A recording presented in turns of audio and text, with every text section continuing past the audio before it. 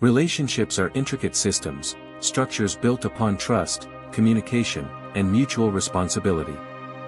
When even one of those foundations is compromised, everything begins to collapse.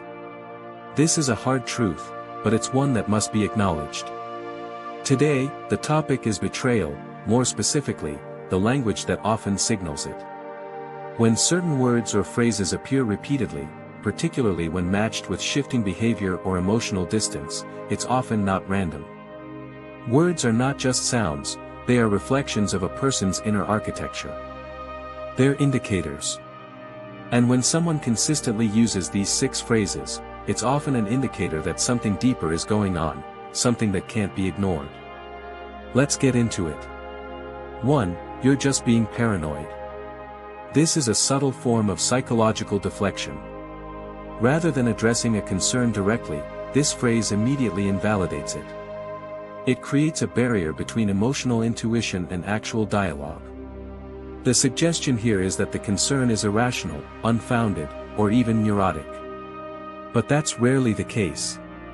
Intuition, especially when sharpened by emotional proximity, is rarely baseless. When this phrase is used, it's often not about what's being said, it's about what's being hidden. It's an attempt to create confusion, to reroute attention away from truth, and that's deeply manipulative. 2. Just a friend. This phrase, although common, deserves scrutiny. Its simplicity makes it easy to dismiss deeper questions. But consider the context. Has this friend appeared out of nowhere? Are details being withheld? Is communication with this person shrouded in secrecy? If there's nothing to hide, then there's nothing to avoid. The nature of any friendship should be open and transparent, especially when in a committed relationship. When words like, just a friend, are used to shut down conversation, they're often not serving the truth. They're serving a hidden narrative. 3. You're overthinking it. This is a silencing phrase. Rather than engaging with what might be a valid concern, it seeks to shut down the process of thought itself. It says, don't analyze, don't question, don't seek answers. This is intellectually dishonest. In a healthy relationship, concerns are met with clarity, not condescension. When someone says this, it's not about helping reduce anxiety, it's about maintaining control. It prevents resolution. It avoids responsibility.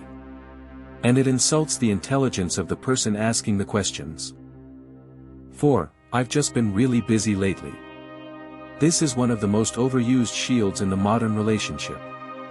Life is undeniably full, work, obligations, stress, commitments, but people always make time for what they value. If attention, effort, and connection are suddenly absent, blaming, being busy, becomes a way to sidestep accountability. It's vague. It's convenient.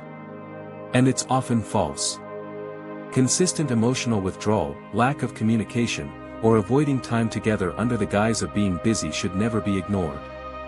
Time is currency. Where it's spent says everything. 5. Why don't you trust me? Now this one is quite clever. On the surface, it appears to be a fair question. But in reality, it reverses the direction of accountability. Instead of explaining suspicious behavior, this phrase shifts the responsibility to the other person. It pathologizes suspicion. It implies that doubt is a moral failing, not a reaction to real circumstances. It's emotional inversion. And it's a classic manipulation tactic. Trust isn't automatic. It's earned and maintained through consistent honesty. When someone avoids explanation and instead questions trust, it's not transparency, it's evasion. 6. You deserve better. This phrase is disarming.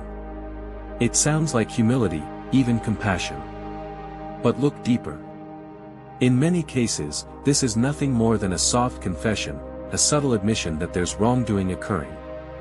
Instead of correcting the behavior, this phrase is used to justify it.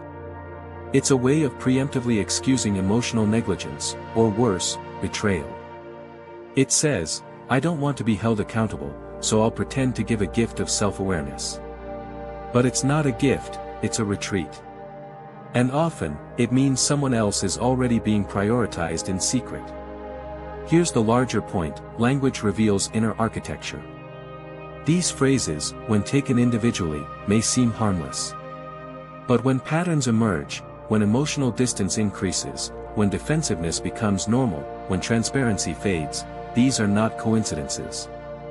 They are signals. It's not about being suspicious. It's about being aware. Because self-deception in a relationship is the first step toward heartbreak. And the person who senses dishonesty, who feels the shift but chooses to ignore it, will always suffer more in the long run. And to those using these phrases, think deeply.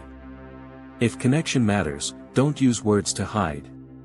Use them to clarify. If a relationship is dying, don't sabotage it with silence and manipulation. End it with truth. Because that's the least one can do when trust is on the line.